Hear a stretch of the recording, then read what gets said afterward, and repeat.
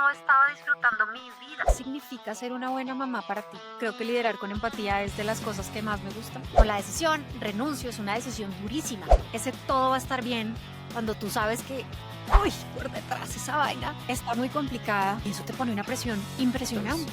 Entonces yo creo que pequé por cuidarlos demasiado y debía haberlos dejado estrellarse un poco más. Lo que a ti te hace sentir bien y lo que puedes entregar con lo que tienes. Tenía a mi lado un esposo maravilloso y no lo estaba disfrutando. Y tenía en el cuarto de al lado un bebé absolutamente espectacular. O sea, la sostenibilidad del negocio es que haya negocio para rato. Esta es la peor reunión que he tenido en toda mi vida. Usted no entiendo por qué está aquí en este rol. Esto es Marketing Boosters, el podcast de las cabezas de marketing donde no hay gurús, solo cracks compartiendo sus mejores hacks. Acá lo que estamos haciendo realmente es compartiendo nuestras dudas, nuestras experiencias y aprendizajes. Yo soy Carolina Meléndez. Y yo, Germán Giraldo, dos ex CMOs compartiendo nuestros hacks y los de otros cracks para que no te sientas solo en este camino al marketing. Bienvenidos a otro episodio de Marketing Boosters, el podcast de líderes de marketing donde no hay gurús, solo cracks compartiendo sus mejores hacks, porque queremos que los marketeros de hoy en día se sientan acompañados, no tienen que recorrer este camino solos y como siempre tenemos invitados que nos ayudan a traer hacks, tips, consejos para poder sobrellevar eso que de pronto hoy no hemos encontrado una respuesta. Y hoy tenemos una invitada espectacular al cuadrado porque es mi socia, una gran socia en Flyboost. Puedo decir que es, mejor dicho, una mujer increíble. He trabajado los últimos 3 años de mi vida con ella y que además nos habíamos conocido en el mundo corporativo antes. Gran persona, mamá de 2 hijos, una familia espectacular también que conozco y que ha recorrido un mundo del marketing de una manera tremenda. Comenzó en agencias de medios de publicidad, pasó a Bavaria a gerenciar una de las marcas más importantes del mercado, ¿no? De cerveza. Estuvo en innovación, estuvo en lanzamientos de nuevos productos en Bavaria, estuvo dirigiendo las experiencias de las marcas en Andina y que tuvo luego un paso al corporativo en la región andina y estuvo en el corporativo, ¿no? En el corporativo ya no viendo las marcas comerciales, sino la marca corporativa como tal, desde comunicaciones internas, desde qué se podía hacer en términos de sostenibilidad, de comunicación corporativa, todo esto. Y la verdad es que tiene unos sombreros espectaculares y tiene unos hacks tremendos. Así que pues le damos la bienvenida a Carolina Meléndez porque nos va a hablar de el costo invisible de liderar con empatía, que es cuando te cuidas a todos, menos a ti. Y este tema es importantísimo porque sé que más de uno que nos están oyendo dicen, uy, a mí a veces me pasa también. Bienvenida, Caro, ¿cómo estás? Hola, German, aquí en el banquillo, en la silla del invitado. Qué felicidad poder estar aquí, como compartiendo un poquito más de mí. Gracias por toda esa intro. Eh, Había un comediante que decía que en Colombia solamente hablaban bien de las personas cuando se morían, pero todavía nos queda mucha lata para dar. No, eso hay que hacerlo en vida.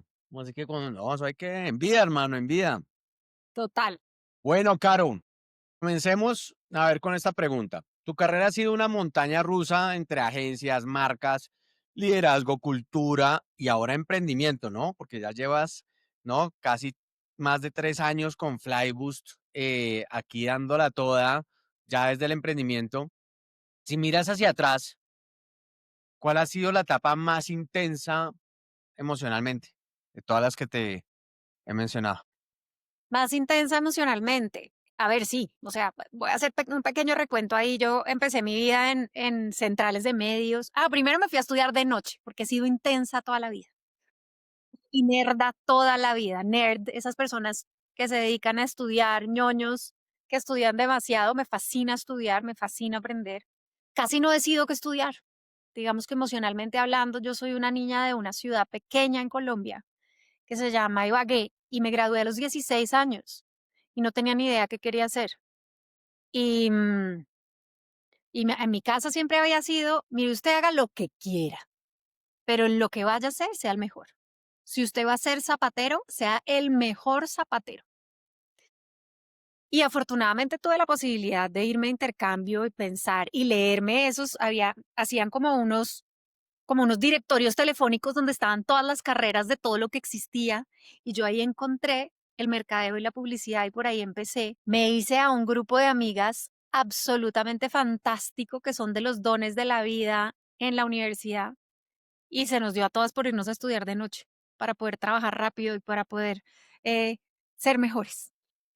Ah, Entonces, bueno, o sea, trabajadora desde los 16 años, no, a los ya 16 me pues, hice intercambio y a después intercambio, a los 17 entré a la universidad, era obvio de las chiquitas de la universidad, y en sexto semestre decidimos empezar a estudiar de noche. Entonces trabajaba durante el día en una central de medios ya, y durante la noche estudiaba. Y mis berraca. amigas me llamaban los viernes como, bueno, viernes, 4 p.m., nos vamos de fiesta. Y bueno, pues yo no me podía ir de fiesta, no solamente no iba a salir a las 6 de la tarde de la oficina, sino que además me tenía que ir a la universidad.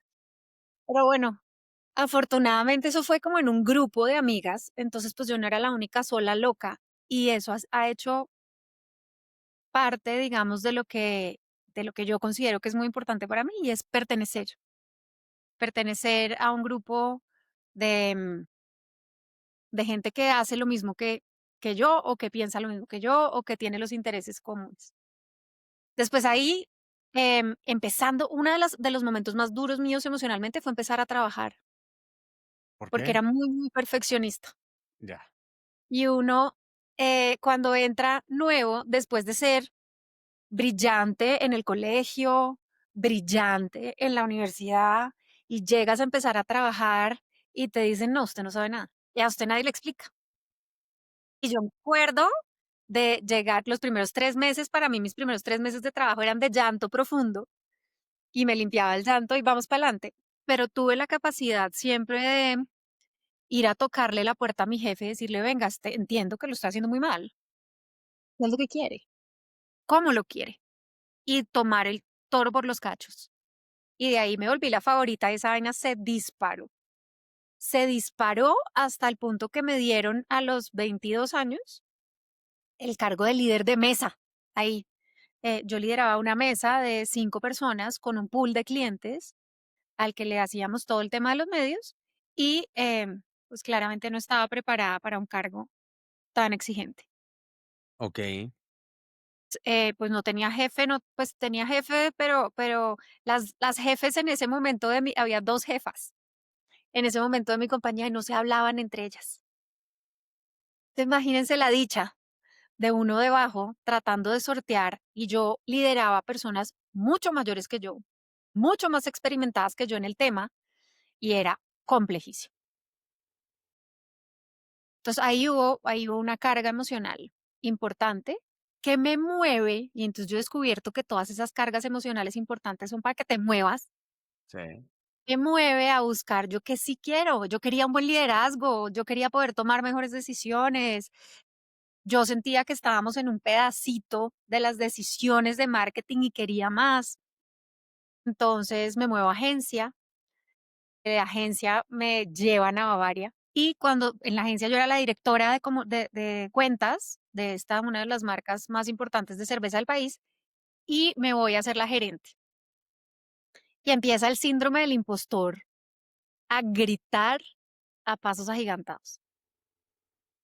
Primero, yo llevaba 3 años como la directora de cuentas y era la mamá de mis pollitos.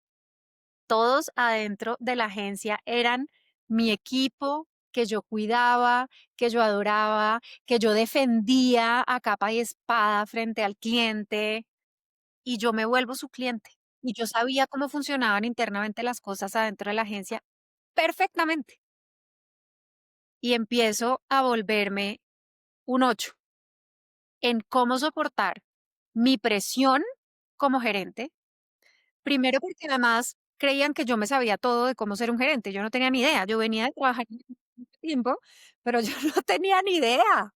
La presión de a mí me dieron esta oportunidad y yo tengo que demostrar a como de lugar que tomaron una buena decisión conmigo. Y por el otro lado, en la agencia yo sabía que nada iba a funcionar.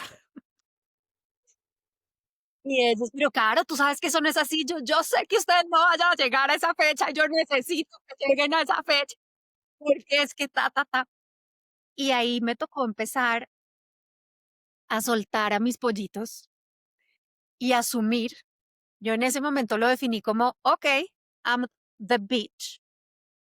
Y voy a asumir ese cargo y voy a ser la mala del paseo, la bruja loca, pero pues yo ya no estoy allá, no los puedo seguir cuidando desde acá como lo hacía, protegiéndolos como lo hacía, porque tengo que exigirles desde mi nuevo.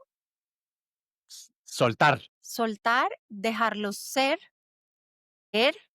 en ellos y en las capacidades que tenían y enfocarme y empezar a poner prioridades en mí. Y yo en medio de este miedo, porque es que cuando tú vienes de agencia, eh, crees que conoces mucho de lo que pasa adentro del equipo de Ujú. marketing. En realidad no, te das No. cuenta que no. Y entonces a empezar a catch up, ¿no? A entender. Afortunadamente me encontré con un equipo de marketing que yo considero que es de los equipos de marketing más maravillosos que han existido en el mundo mundial ever. Un equipo de mentes brillantes, un equipo hipercompetitivo, entonces nadie te iba a dar las cosas gratis, pero te ayudaba, había todo un soporte para ayudarte a hacer las cosas bien, pero siempre para exigirte. Estaba muy bueno, estaba muy bueno. Em, y de pronto nosotros nos habíamos inventado en la agencia un lanzamiento de 5 fases que juré por mi vida no volver a hacer y yo lo tenía que implementar ahora. Pucha. Y a mi jefe del momento se le da por irse de vacaciones un mes antes del lanzamiento. Y yo llevaba 5 meses de gerente de marca. Presión tan brava. Y es a esto yo voy a sacar esto adelante como sea. Em, y fue un momento muy, muy intenso. Todo salió divino. O sea, fue para mí, y voy a decirles con nombre y apellido, ese fue el lanzamiento del Día de los Amigos Póker en Colombia, una marca para la que yo había trabajado por construir una narrativa y unas credenciales de comunicación, una estrategia de comunicación muy poderosa desde la agencia y desde el cliente. Que Y sigue esta, vigente hoy en día, que ha sido una de las sí, plataformas más exitosas de Bavaria en los últimos tiempos y que sigue vigente hoy en día. Eso es realmente una plataforma de comunicación. sí, es muy poderosa porque es que esto fue en el 2012 o 2013 y pues que siga vigente hoy, pues es un honor. Y en ese momento entonces lanzamos esto, pero esto cambiamos el calendario comercial de Colombia. Esto pues fue una revolución, salió espectacular, afortunadamente. Obviamente tuvo sus errores, sus ups, sus downs, no sé qué. Después de eso empezamos a lanzar formatos nuevos. Y yo una vez salí de este lanzamiento, salí del lanzamiento de la campaña y salí del lanzamiento de los formatos nuevos, que era empezar a enseñarle a Colombia a tomar en lo que hoy es el poquerón, que es esa botella de cerveza que tiene como 3 cervezas o 2 cervezas y media ahí adentro. Me derrumbé. Cuando ya todo pasó, cuando la tormenta terminó, me derrumbé profundamente. ¿Por Y qué? bueno, yo estaba ahí. ¿Ah? ¿Por qué? ¿Por qué te derrumbaste? Yo creo que por haber mantenido mi estado de alerta y de hiperexigencia por tanto tiempo. Esto eran días hasta las 10 de la noche en la oficina. Yo me acuerdo que pasaba el VP de marketing y me decía, ¿usted qué hace aquí otra vez? Yo pues que tengo que sacar esto adelante, como fuera. Em, y salió todo muy bien, pero después yo me exigí demasiado y mi afán de perfección hizo que yo me exigiera demasiado. Mi jefe no estaba, a mí nadie me estaba diciendo qué hacer o qué no hacer. La única que se estaba poniendo la presión ahí, yo. La única que se estaba comprometiendo ahí era yo. Tremendo. Y entonces ese fue un momento duro emocionalmente. Yo empiezo a trabajar en mí, a recoger los pedacitos, a volverme a armar y me dicen 8 meses después de estar en la compañía, 8 meses después. Oye, ¿sabes qué? Es que pues todo esto salió muy bien y cuando a mí cuando a mí me contrataron en Bavaria, yo les decía, no, pero es que yo no puedo ser gerente de innovación, de gerente de marcas, y es que yo lo que sé hacer es comerciales de televisión. Yo no sé gerenciar una marca. Pero tú sí sabes, ven aquí, dale. Y salió bien, y a los 8 meses me dicen, mira, es que ahora necesitamos que hagas los business cases del pipeline de innovaciones de esta compañía. Y yo, no, no, no, mami, yo antes había sido comerciales de televisión, ahora voy aprendí a ser gerente de marca. ¿Cómo así que hacer casos de negocio? Es que yo no estudié finanzas. Pues, sí, sí, sí. Es que la que tiene el perfil para eso eres tú. Y empiezo a reportarle al director de Revenue Management. O sea, mi vida en un año hizo truc y dio un vuelco em, grandísimo, y me empieza a ir como a los perros en misa. Creo que les había contado en un podcast anterior. Me empieza a ir muy mal. Primero, me estaba recogiendo y recuperando emocionalmente de toda esta primera etapa. Y segundo, pues claramente no tenía mucha idea de lo que estaba haciendo. Y después de un feedback muy bueno que me dio una de las mejores jefas que he tenido en mi vida, una persona que admiro profundamente, me dijo, mira, me dio un insight de lo que se estaba diciendo de mí en los comités directivos. Era como esta niñita antes brillaba y ahora se nos apagó. ¿Qué pasó? Y entonces yo empiezo nuevamente, y ahí retomo un poquito mi historia cuando empecé a trabajar por primera vez, a decir, ok, al toro por los Los cachos. cachos, claro. ¿Con quién hay que hablar? ¿Qué hay que saber? ¿Qué expectativas hay? ¿Cómo alineo esas expectativas? Y vamos para adelante. Y le damos una transformación al área de innovación. Y digo le damos porque en ese momento trabajamos con Germán y nos inventamos el SWAT team de innovación para poder hacer que las innovaciones se sintieran propias desde las distintas áreas de la compañía, porque esta era una compañía hiper líder en el mercado que no necesitaba la innovación. No había llegado la competencia tan dura, no habían llegado los trends de mercado, la gente no podía conseguir tantos productos como se consiguen hoy, y entonces estábamos en una posición muy cómoda y había que moverles el tapete. Lo logramos, las innovaciones empiezan a rockear en la compañía, y ahí viene pues otro momento muy lindo, digamos, en términos de crecimiento, que no me voy a meter en todas las etapas de mi carrera porque me preguntaste por momentos emocionales duros. Ese fue uno, y el más duro de todos fue mucho más grande, ya dirigiendo otra área, ya no en marketing, sino en asuntos corporativos. Un momento como directora de comunicaciones internas, externas y marca corporativa.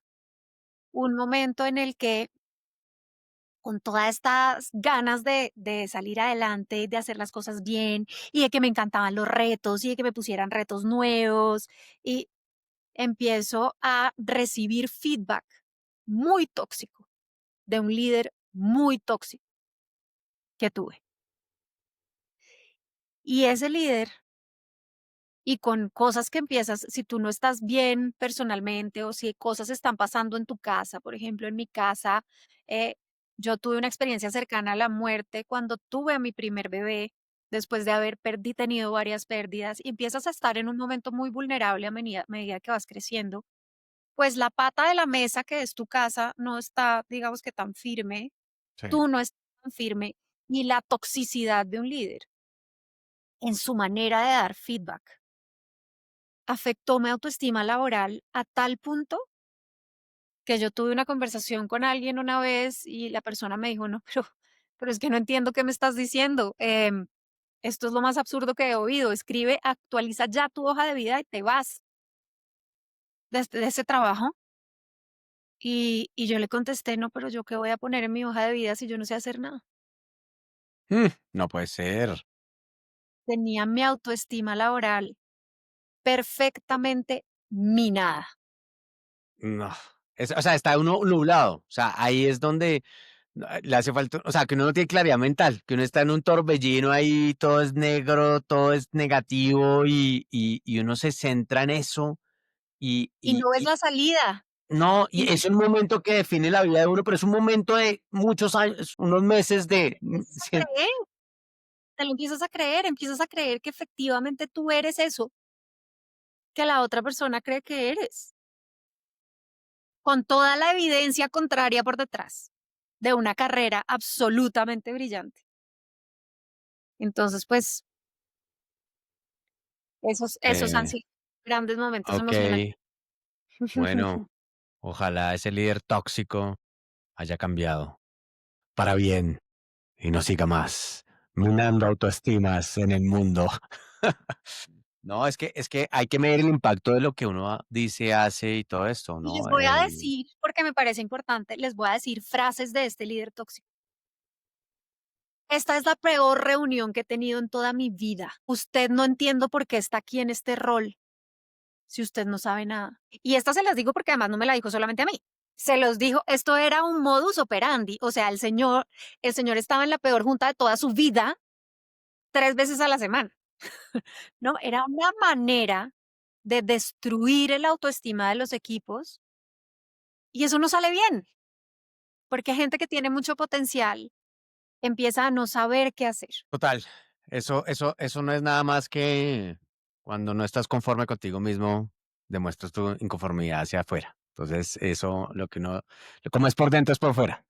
Em, bueno, Caro, mejor dicho, acá nos has contado historias de cómo coger el toro por los cachos y decir: "Puta, yo no me dejo esto", de salirse de la zona de confort, ¿no? De mucha emoción involucrada, de perder autoestima, em, y eso demuestra lo buena líder que es, ¿no? Y que ha sido reconocida por inspirar a otros y desarrollar equipos, pero entre todo lo que me estás contando, siento que en algún momento te descuidaste por cuidar la marca, por cuidar el cargo, por cuidar a tu equipo, por cuidar. ¿Cuál ha sido el momento más duro de tu carrera? No por los resultados, sino por el costo emocional. Bueno, yo creo que Ese. ese perdí mi autoestima laboral. ¿Que esa es Siento esa qué etapa fue? ¿La última ya de tu del mundo corporativo, la que tuviste? una previa a la última. Ya, Yo me voy del mundo corporativo unos 2 años después de esta etapa. de esa etapa, 2 años después, ya, 2 años después, yo me reagrupé, yo Ah, me bue volví a reinventar. Yo me tapé las heridas con oro, así como dicen los japoneses, porque así somos más valiosos. Em, y esto no podía ser. Y tuve también la fortuna de tener la oportunidad de poderlo demostrar. Yo me acuerdo que este liderazgo tóxico es muy, muy, muy profundo. Entonces uno empieza a querer volar por debajo del radar. Cuando tú tienes un líder en tu equipo que está encontrándose ese liderazgo tan tóxico, entonces dice, no, yo más bien por allá no me meto, yo voy a trabajar en mí y tú quieres volar por debajo del radar. Error. ¿Cómo queremos líderes que vuelen por debajo del radar y no gente que esté transformando y ayudando a lograr y a cumplir los objetivos? Entonces empecé a trabajar en unos frentes que estuvieran más dentro de mi control, no tan directamente ligados con ese líder, sino con otras áreas pares en la compañía. Y de ahí sale uno de los proyectos más lindos de mi vida, que es un proyecto de gente, es un proyecto de cultura. ya, ¿Qué se trata esto? Esto se trata de que cuando una compañía compra otra o cuando se fusiona con otra, pues tú tienes las personas de la compañía original o inicial a la que es comprada, que por lo general todo el mundo tiene miedo que lo echen.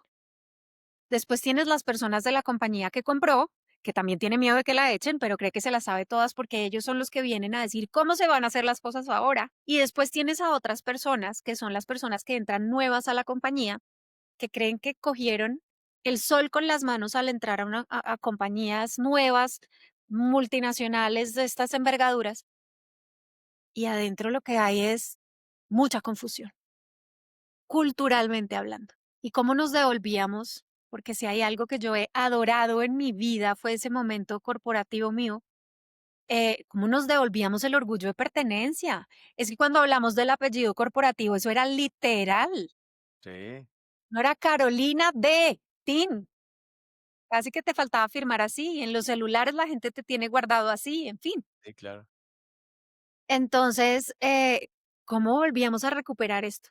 Y empezamos a hacer un trabajo de quiénes somos hoy, quiénes somos hoy. Ya no la cultura anterior o la cultura del que viene, no, es quiénes somos hoy y en qué queremos convertirnos y cómo definimos de ahí nuestra nueva cultura y de ahí sale pues una campaña interna espectacular que se vuelve nuevamente benchmark regional y en fin, pero que nos devuelve el orgullo de pertenencia de trabajar en esa compañía a todos, indiscriminadamente, abrazando toda la diversidad. Eso fue muy Increíble. lindo porque fue uno de esos quick wins que vuelven y te hacen sentir muy bien. Y como es por trabajar por la gente y cuidando a la gente, eh, pues es muy satisfactorio. Okey. Entonces, pues esa fue una de las cosas. Y la otra es que cambia el liderazgo tóxico, Ya, se mueve. buenísimo. Tengo la gran fortuna. Y cuando eso pasa, el nuevo líder no solamente me ve, sino que me ve y me coge como empieza a meterme en su comité de vicepresidentes sin yo ser vicepresidente, porque establecemos la estrategia de comunicación corporativa juntos y cuáles iban a ser los frentes en los que en los que íbamos a trabajar. Y empezamos a trabajar hombro a hombro por la reputación corporativa, por la gente, por el crecimiento y por todo el impacto de sostenibilidad. Entonces, eso hace que yo, ya que tenía como este medio territorio ganado dentro de lo que yo podía hacer, se dispare nuevamente mi autoestima laboral, se dispare nuevamente vuelva a existir la Carolina que existe, de medios y terapias después. Esto no quiere decir que yo lo haga absolutamente sola. Soy una promotora de los remedios para la depresión. No hay nada más lindo que uno no saber quién es esa persona que está en el espejo y empezar a tomar remedios y volverse a reencontrar con uno. Em, y y ahí, más adelante, entra la pandemia. Tenemos que conectar a 15.000 empleados para que sientan que esto puede seguir funcionando. Empieza la actividad como ciudadano corporativo, porque tú no quieres que sean las marcas comerciales las que hablen, sino que las grandes corporaciones digan qué van a hacer para resolver este tema pandémico al que no nos habíamos enfrentado jamás.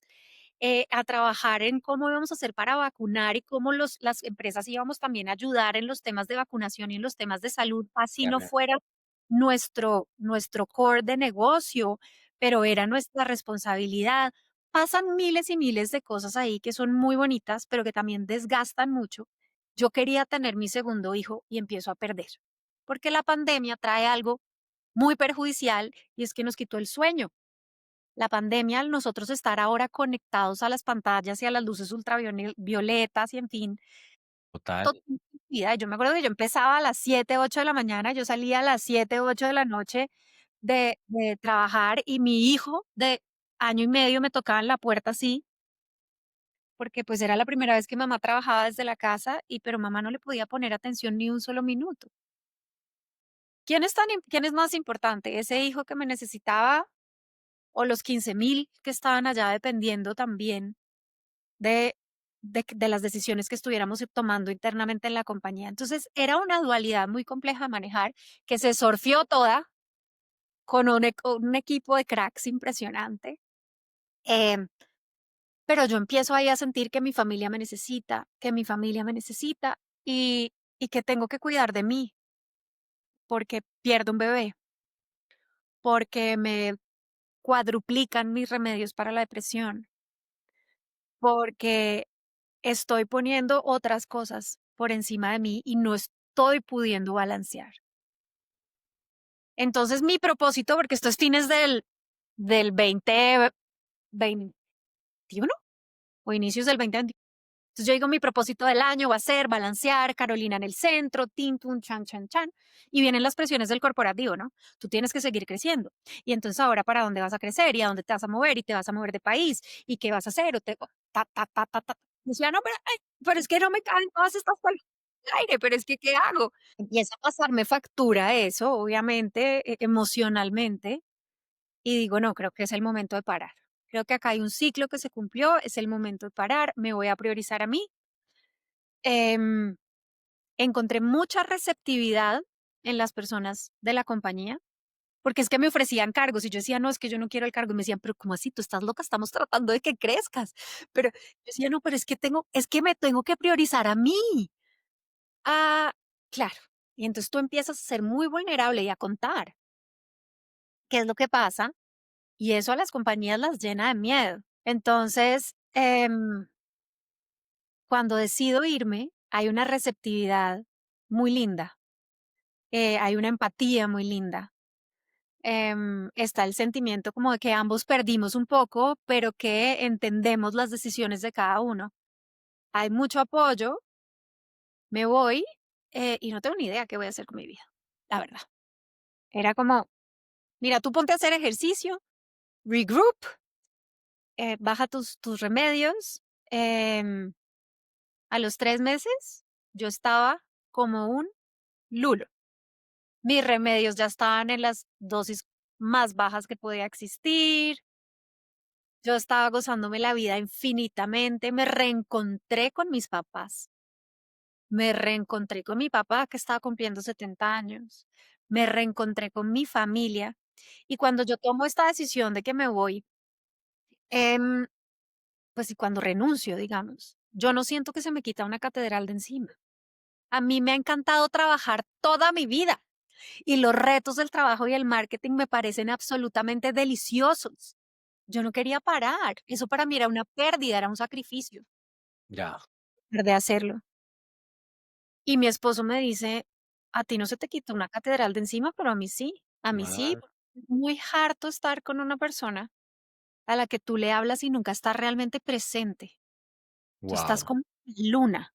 Tú estás como, Sí, como sí. esto es lo que tenemos que hacer y tal cosa y qué cosa faltó y ta, ta, ta, ta, ta, y cómo lo vamos a arreglar y cómo chu, chu, chu, chu.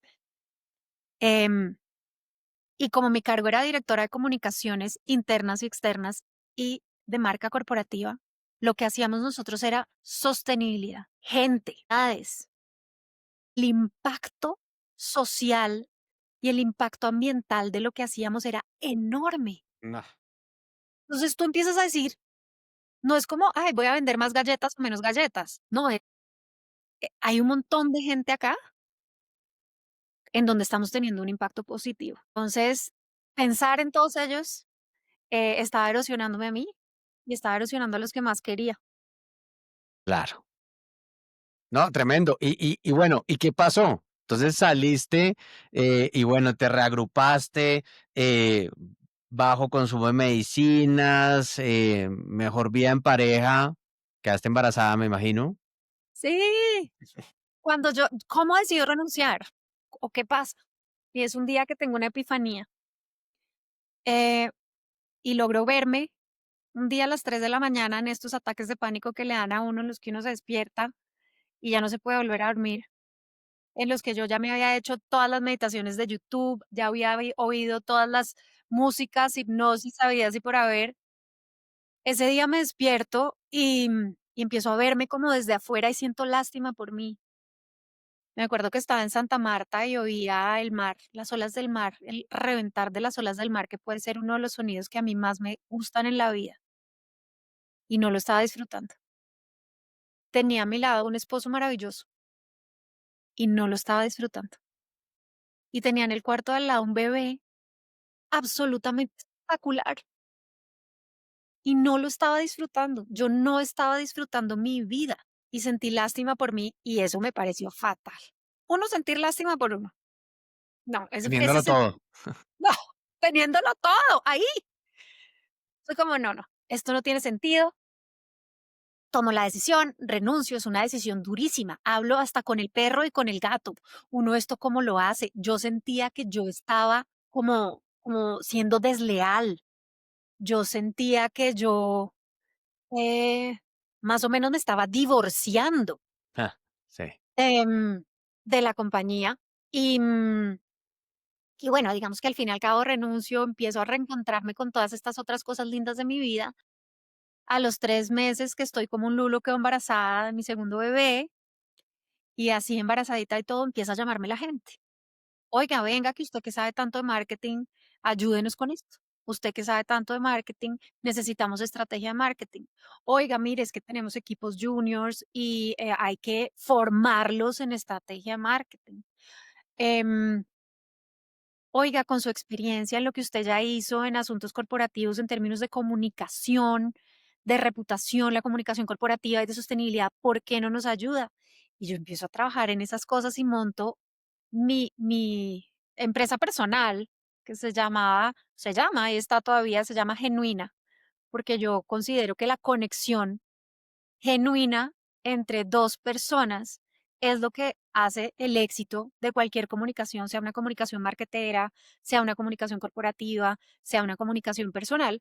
Y me he dado cuenta a raíz, digamos, de todas estas experiencias personales, lo irrelevante que es. Yo allá llegaba con mi barriga, porque es que además entra la presión de las cuentas, ¿no? Entra la presión de, ay, qué rico, el niño entró al colegio, y los colegios en Bogotá valen una fortuna. Y qué delicia uno poder decir, no, no voy a hacer nada, pero es que la vida está ahí marcándote tarjeta también y diciéndote, uy, ¿y, y esto? Sí, ¿Cómo? Y me acuerdo de, de estar feliz porque el niño pasó en el colegio, el grande, y de decir, de meterme en el closet a pensar, ¿yo cómo voy a hacer para pagar esto? Y después decir, bueno, pues Dios te dio inteligencia y te dio una experiencia que ya tienes. Sales al mundo y convierte, querida. Y enos aquí, 3 años claro. después. A cazar Sí. tigres todos los Ah, días. bueno, y a los 2 meses de nacido de Agustín, así yo todavía, ¿cuál licencia de maternidad de 4 meses ni qué licencia de maternidad cuando cuando eso no existe?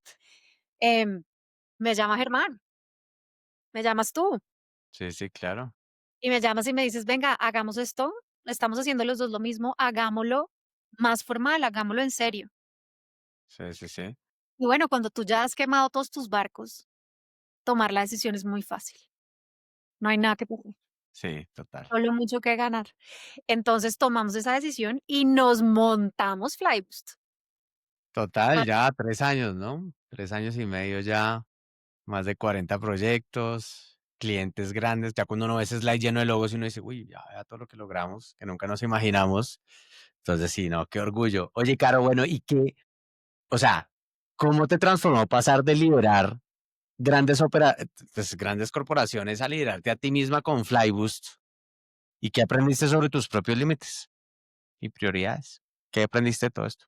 uy, em, pues lo primero es que cuando uno es su propio jefe puede tratarse con menos compasión a uno mismo que lo que trataba a los demás. Em, yo he aprendido en este proceso que solamente tengo que ser suficiente para mí, porque eso de estoy siendo suficientemente bueno, estoy siendo suficientemente bueno para mi cargo, para mis clientes, para mis stakeholders dentro del corporativo o fuera del corporativo, en el emprendimiento es muy fuerte. Porque a nosotros como seres humanos nos encanta hacernos películas. Entonces yo me hacía la película. Esto es lo que yo creo que puedo entregar en el tiempo que tengo, cómo lo podemos hacer. Pero yo creo, y yo pensaba, yo creo que la expectativa de la persona va más por o espera, y empiezas a montarte una película en la que te das durísimo. Y una de las cosas que más me ayudó, y me tocó poner un post-it así enfrente de mi oficina que decía, estoy siendo suficiente o soy suficiente. O, no, ya me acordé cómo era la frase, es suficiente para mí. Si es suficiente para Carolina Meléndez, ya no importa si va a ser suficiente para mi película de lo que el cliente está pensando o para la película de lo que mi líder o mi jefe esté pensando, es suficiente para mí. Y eso hace que cuando yo esté al borde del necesito entregar más, porque siempre podemos dar la milla extra, las 2 millas extras, la media maratón extra, la maratón extra, digo, uff, minútico. Pero lo que está es suficiente. Sí, sí es suficiente. Y si es suficiente para mí, eso cambió mucho mi manera de cómo liderarme en las en los 2 roles. Buenísimo. Gran consejo porque a veces de lo que más sufrimos es de sentirnos suficientes y eso tiene que ver con temas de autoestima y muchas cosas y es importante sentirnos felices y suficientes con lo que somos. Nuestro valor no lo define el exterior. El valor de nosotros lo definimos nosotros mismos, ¿no? Eso Claro. es muy importante. No un jefe tóxico, no una mala campaña, no una pérdida de un trabajo, em, no un feedback es lo que tú definas de ti misma. Así que ese post-it, ya no necesitas el post-it, ¿cierto? No, ya no existe. Ya está, ya dormí. Buenísimo, buenísimo. Sí, otra cosa que me ayudó muchísimo, y es que fue en ese momento, claro, mira, ya no tienes tu trabajo corporativo. Ahora puedes estar y pasar tiempo con tus hijos. Y adivinen qué, adivina qué. Yo no sabía pasar tiempo con mis hijos. Sí, ¿y ahora qué hago? ¿A qué juego? Mamá, juguemos. Y yo, ay, el computador, yo lo veía ahí como una estrella del norte, no ven a mí. Entonces, aprender a pasar tiempo con mis hijos. Eh, y entonces yo creía que estar tiempo con mis hijos era estar 24/7, pero adivina qué, emprender cuesta mucho tiempo de tu vida. Hay muchas cosas que tienes que aprender, hay muchas cosas que tienes que hacer solo, hay mucha prueba y error. Y esto es una reinvención constante que no para y que demanda mucho. Y yo decía, Dios mío, emprendiendo, fuera del corporativo, y arranca este mea culpa. Soy una mala madre. Oh, por Dios. Y tuve la fortuna de contar, porque eso sí, terapia toda la que ha habido, he hecho cuanto curso de desarrollo personal ha existido y lo seguiré haciendo, me encantan. Me he leído cuanto libro, he estudiado cuanta programación neurolingüística, en fin, defines, psiquiatrías, terapias, eh, cartas astrales, bueno, mejor dicho, que no. Em, y ahí una de las definiciones fue, ¿qué significa ser una buena mamá para ti? Nunca me había hecho esa pregunta. Vivía dándome garrote por no ser una buena mamá, pero de pronto vivía dándome garrote por no ser una buena mamá para la expectativa que mi mamá tenía. Porque es que como mi mamá nunca trabajó y siempre estuvo con nosotros, pero yo sí tengo que trabajar. O para la expectativa que yo nuevamente me había hecho de la película del mundo. Entonces, la gente, las redes dicen que ser una buena madre es la que hace la cartelera, la galleta, el cuarto es perfecto, los niños se ven divinos, suman, restan, multiplican y dividen a los 6 meses de edad. Y eso te pone una presión impresionante. Entonces yo dije, ok, ¿qué significa ser una buena mamá para Carolina Meléndez? ¿Estoy siendo suficiente para Carolina Meléndez? Sí. ¿Qué significa ser una buena mamá para Carolina Meléndez? Ah, tener estos espacios, poder lograr tales cosas. Y una vez lo puse en blanco y negro, uy, qué liberación. Tremendo, tremendo hack para los que nos están oyendo, inclusive para los papás, ¿no? A veces a mí, yo también me pregunto eso, ¿y cuál es mi definición de ser un buen papá? O cuál es la definición de ser una buena mamá. Y esa definición no la da afuera, y volvemos al tema del valor, no lo define allá afuera, lo define lo que a ti te hace sentir bien y lo que puedes entregar con lo que tienes, ¿no? Entonces, buenísimo eso que nos estás diciendo eh, para eso. No, tremendo, tremendo, porque no, es que es hacerse las preguntas correctas. Eso es hacerse preguntas correctas. Oye, Caro, liderar con empatía, y siempre nos han dicho: "Hay que liderar con empatía, y la empatía", y suena súper inspirador, pero eso también puede ser súper desgastante, ¿no? Uno como que uno tratar de liderar y poder entender lo que cada uno siente desde su equipo y poder entregarle y inspirarlo. ¿Cuál ha sido ese precio emocional que has tenido de eso? O sea, ¿qué precio emocional has cargado de liderar siempre con esa empatía que tienes? Pues no dejaré de hacerlo nunca. Creo que liderar con empatía es de las cosas que más me gustan. Creo que es de lo que exigimos de los buenos líderes hoy. Y de hecho hoy estamos exigiendo más que empatía y es compasión. Mm, okey. Y gracias a Dios, pues la vida y las experiencias y todo te va formando y te va puliendo. em, Me ha permitido ser más empática conmigo, me ha permitido ser más compasiva conmigo. Pero un poco el silencio que se carga de liderar equipos así es cuando tú llegas como la mamá gallina, cuando tú llegas con todo el entusiasmo, cuando tú tratas de ocultar tantas cosas que están pasando hacia arriba para que a tu equipo no le caiga tanto, tan duro, y empiezas a contener, pero, pero no crees 100% en lo que le estás diciendo al equipo, ¿no? Ese todo va a estar bien cuando tú sabes que, uy, por detrás esa vaina está muy complicada, es duro de hacer. En cuidarlos y en desarrollarlos, yo creo que pequé por cuidarlos demasiado y debí haberlos dejado estrellarse un poco más. Tú tienes una frase que me encanta, dila cuál es la frase Oh, de ahí. la, fra- Esa la frase, frase, si yo la hubiera entendido cuando estaba en el mundo corporativo, me hubiera ayudado mucho también. bueno, esa frase es una frase de Goethe y es que trata a las personas como son y así se van a quedar. Trata a las personas como tú crees que pueden y deben ser y en eso se convertirán. Voy a explicarlo y es una frase que nos ayudó mucho, pero si lo tomas desde el buen sentido y es fake it until you make it. ¿Y qué significa ese fake it? Se los voy a poner en un ejemplo con mis hijos. Si mis hijos son terremoto y huracán, Ujú, eso puede ser una frase muy bonita para describirlos. Tengo dos hijos con muchísima energía, ujú. pero yo les digo, tú eres muy juicioso, ¿por qué estás haciendo tal cosa? Pero si tú eres muy tranquilo, ¿por qué estás haciendo tal otra? Puede que mi hijo no sea juicioso ni tranquilo, pero yo le estoy reforzando todo el tiempo. ¿Quién creo yo que es él? ¿Quién creo yo que es en lo que se debe convertir? Y ustedes no se imaginan el cambio tan radical que pasa en tan poco tiempo cuando nosotros como papás dejamos de decir, ay, es que mi hijo es o mi hija es A o B y compartirlo con todo el mundo, sino empezarnos a construir nuestra imagen de lo que sí queremos que sean y reforzarles es, no es que tú seas eh, indisciplinado o desatento. Es que lo fuiste en este momento, pero tú eres una persona muy atenta y tú eres una persona muy inteligente. Lo mismo pasa con las personas en nuestros equipos. Es que tú estás siendo descuidado con los temas que acordamos. ¿Qué pasa si tú eres una persona tan cuidadosa?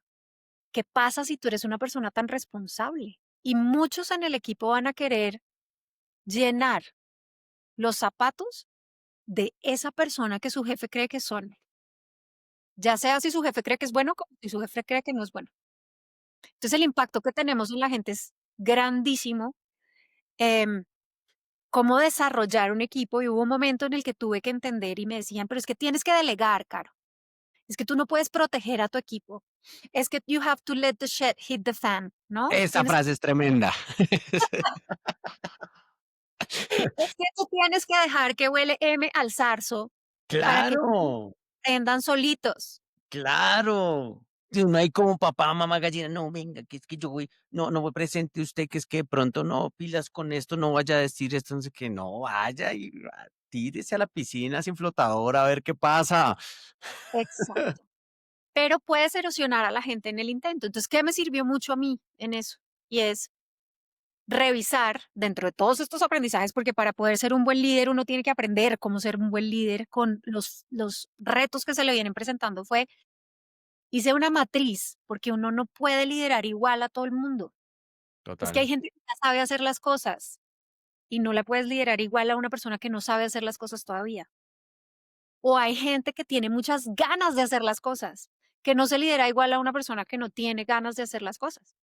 Entonces, cuando tú estás liderando, y voy a hacer como el paralelo, cuando tú estás liderando a una persona que, em, que sabe mucho, pero que no tiene ganas de hacer las cosas ya, porque lleva mucho tiempo en ese cargo o en fin, tienes que estimularlo, ¿sí?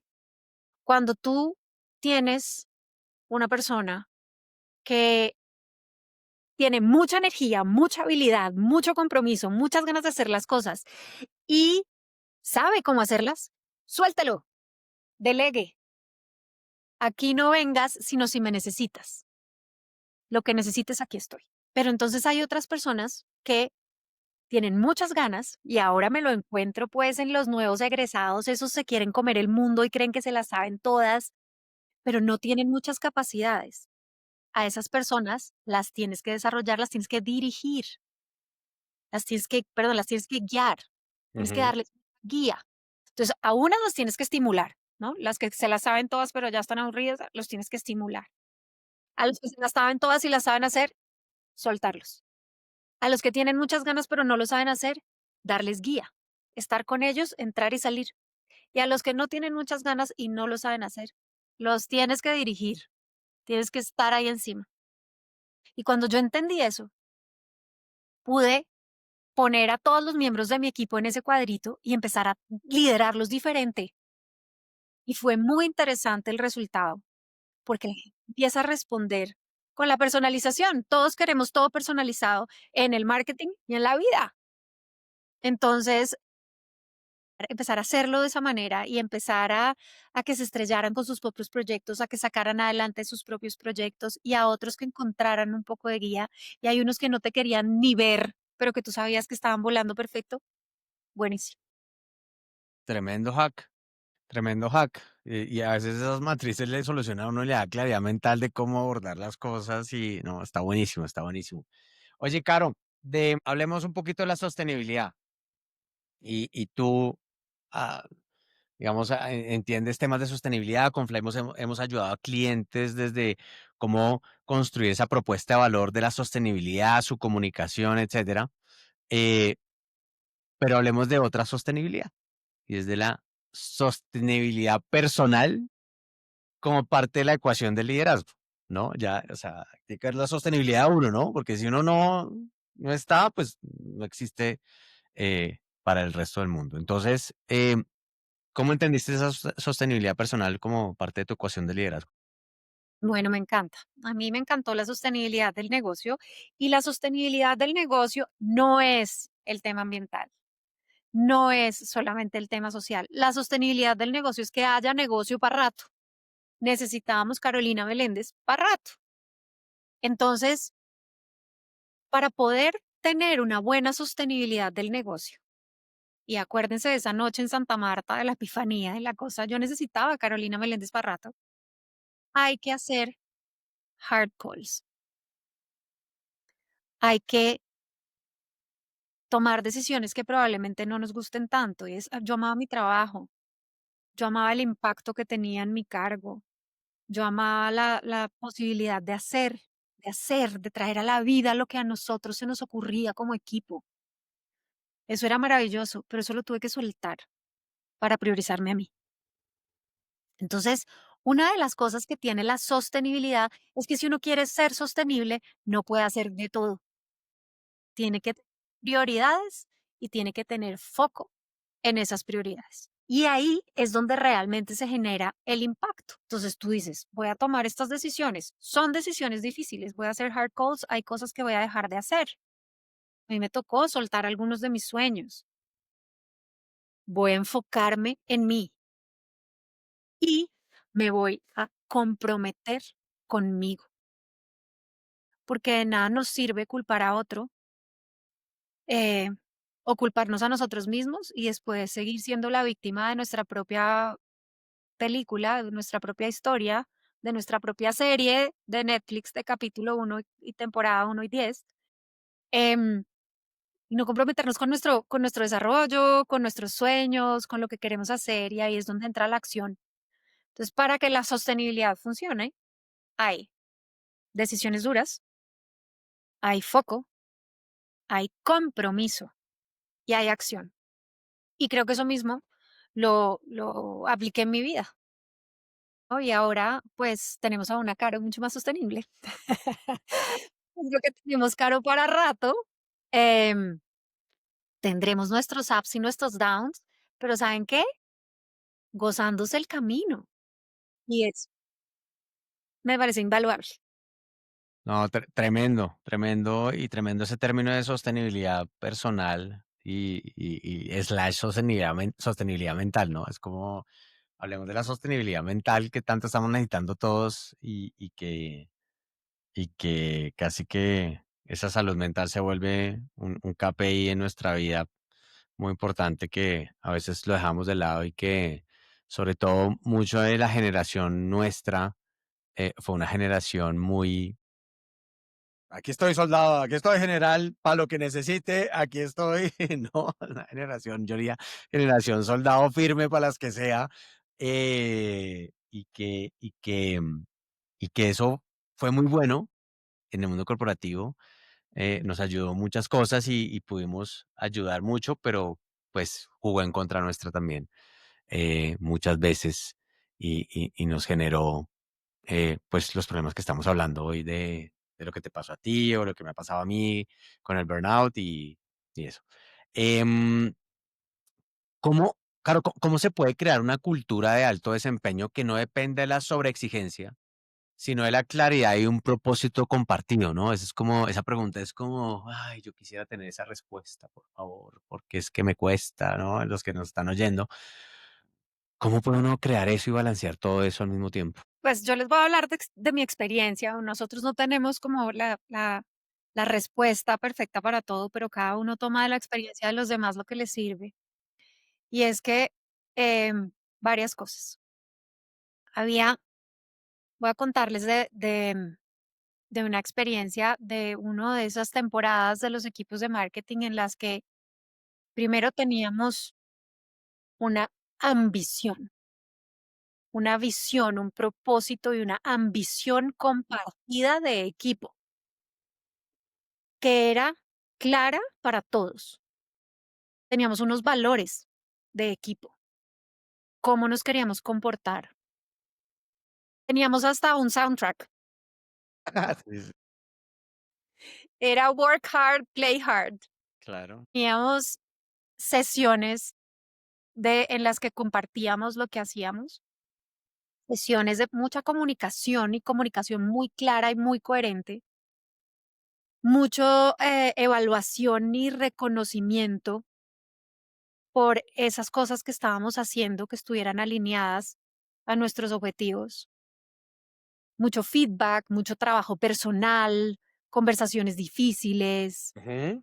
mm, y, y una sana competencia interna a la que le atribuyo que no dependamos solamente de que la persona se automotive para poder lograr dar la milla extra, ¿sí? Siempre decimos, no, es que tienen que ser automotivados y resilientes. Todos somos automotivados y resilientes en alguna medida, pero cuando nosotros sentimos que pertenecemos y por eso las comunidades hoy son las que están mandando la parada, las comunidades de las redes, los fandoms, todas las comunidades que existen es porque la gente quiere pertenecer a espacios. Y en esas comunidades en las que quieres pertenecer, si además hay una sana competencia, creces y te inspiras. Y tu jefe no te tiene que andar diciendo, esto lo hiciste bien o lo hiciste mal. Tú solito te comparas, la comparación es natural del ser humano. Tú solito dices, mi fulano lo hizo y la reventó, eso está en una nota, ¿no? Yo lo quiero hacer mejor a la próxima. Eh, y empiezas además a admirar a tus pares y a sentir que todos se alimentan de todos, eso me parece muy chévere, pero tiene que existir el espacio de comunicación de expectativas claras. Tiene que existir el espacio de comunicación de compartir lo que los demás están haciendo y tiene que existir el espacio de desarrollo, feedback y reconocimiento a lo que se esté haciendo bien. Entonces, creo que eso puede ser dentro de un equipo de marketing o eso puede ser general dentro de una compañía. ¿Cómo nos miden? Los KPIs, los OKRs están alineados con esa cultura que queremos promover. ¿Son solamente duros o también hay suaves? ¿Cómo nos miden en esa, no solamente nuestros KPIs, sino cómo nos miden en esa encuesta de clima organizacional? ¿Se está midiendo una encuesta de clima organizacional que se inventaron hace 20 años o la actualizamos para las capacidades del liderazgo que esperamos tener hoy? ¿Y cómo estamos, qué herramientas y cómo estamos desarrollando a nuestro equipo, pero sobre todo, por encima de todo, qué ejemplo estamos dando? porque es muy duro crear una cultura cuando hay un ejemplo contrario que nos genera un cortocircuito y una incoherencia con lo que estamos queriendo construir. A veces es solamente un líder, pero si es la cabeza de la compañía, puede generar muchas dificultades en cómo surfear eso. Entonces está bien que uno vaya haciendo su propia burbuja en su área o con su equipo. Total, es crear, diría yo, el ecosistema, ¿no? Un ecosistema donde pase todo esto, ¿no? Donde no tengas que estar todos los días mirando, sino crear el jardín donde quieren venir las mariposas, ¿no? Eso es que dice la frase, usted no persiga las mariposas, usted cree el jardín donde las mariposas quieren estar. Claro. No, no, ahí es donde uno tiene que construir y voy a conectar con un podcast que hicimos hace poquito tú y yo con una persona que nos decía, la cultura es un producto Uy, sí. y tienes que tratarlo como un producto, ¿no? Así como te preocupas por tu marca, tu producto, por tu precio, por tu plaza, tu promoción, tu distribución, tu comunicación, así se tiene que vivir la cultura, como un producto. Por favor, en las compañías, si nos están oyendo, no, por favor, CEOs, Y esto es dicho por la directora de marketing para Latinoamérica e Iberia de HubSpot, que si ustedes buscan HubSpot en los rankings de las mejores compañías para trabajar, está en los mejores rankings del mundo. Esto es como el top 3 de las mejores compañías para trabajar en el mundo. Es una compañía de tecnología y la cultura es clave para retener el talento. Es una compañía que tiene un culture code que obviamente va cambiando, pero ese código de cultura se ha descargado 4 millones de veces. Eso quiere decir que marca la parada es un benchmark y marca la parada para mucha gente. Y en Flyboost podemos ayudarlos a los que quieran armar sus códigos de cultura lo con hemos hecho nosotros. con compañías, lo hemos hecho, nos hemos sentado con gerentes de recursos humanos a hacer esto y han quedado satisfechos. Presidentes de compañías, Y todo el equipo presidentes, directivo tiene que ver en esto. Entonces, no es solamente, totalmente. sino también desde el negocio, cómo podemos, es un producto marketeable la cultura. Es solamente que lo definamos como directivos y poderlo llevar a cabo y traerlo a la vida. Claro, ya para cerrar, ¿qué te quita el sueño hoy que ya no te quita el sueño como antes en esta nueva etapa? Oh, em, bueno, lo primero es contarles que a mí ya no me da ese síndrome de domingo por la tarde. Sí, sí, sí. Como lo que hago me gusta tantísimo y como tengo tiempo para hacer todas las cosas que creo que tengo que hacer, ese síndrome de domingo para mí ya no existe. Ese domingo que por favor no se acabe porque mañana es lunes o que se le acabe o no el domingo anticipado porque mañana es lunes, eso ya no me da, eso ya no me quita el sueño. ¿Qué me quita el sueño hoy? Hay otras cosas que a raíz de los años empiezas a liderar. Eh, Hago parte de juntas directivas de compañías que estoy completamente, eh, pues que me sacan de mi zona de confort completamente, de compañías de financiamiento, por ejemplo, em, que tienen unos retos grandísimos y cómo liderarlos. Hoy yo presido la junta directiva, entonces cómo liderar esos retos es una de las cosas que me quita el sueño. Em, cuidar otros negocios, digamos, mi papá falleció hace un año y medio y tenía una serie de negocios de los que no teníamos claridad en cómo manejar y qué hacer, y eso viene también como otros de los retos que se me vienen en la vida, y y cómo poder impactar positivamente desde el servicio a todos los otros marqueteros que, como yo, estuvieron en algún momento empantanados. Así que, pues, seguir creciendo Flyboost es una de las cosas que quiero hacer, que me quita el sueño en cómo hacer, pero que no me quita el sueño en el mal sentido, sino en el bueno. Buenísimo, buenísimo. Oye, Caro, listo. ¿Y qué líder o figura te inspira por su capacidad de sostener el tema humano en medio del caos corporativo, ¿no? De ese balance de no dejar atrás Pues, lo humano en el corporativo. además de que yo siga miles de gurús de crecimiento personal y de marketing, Yo soy fan de Barack Obama. ¿Y Sí. por qué Barack? Y es que a mí todos los speeches de Barack Obama, surfeando uno, siendo el primer presidente negro de Estados Unidos, surfeando uno esta piscina de tiburones que es el gobierno de Estados Unidos, em, las intervenciones, porque yo sí quiero seguir trabajando mucho en la comunicación. Las intervenciones de él con este estilo hawaiano, como relajado, como empático, cercano, es una cosa que yo quisiera lograr en mi vida. Em, y él me inspira mucho. Su manera de hacerlo me inspira mucho. Chévere, bacano.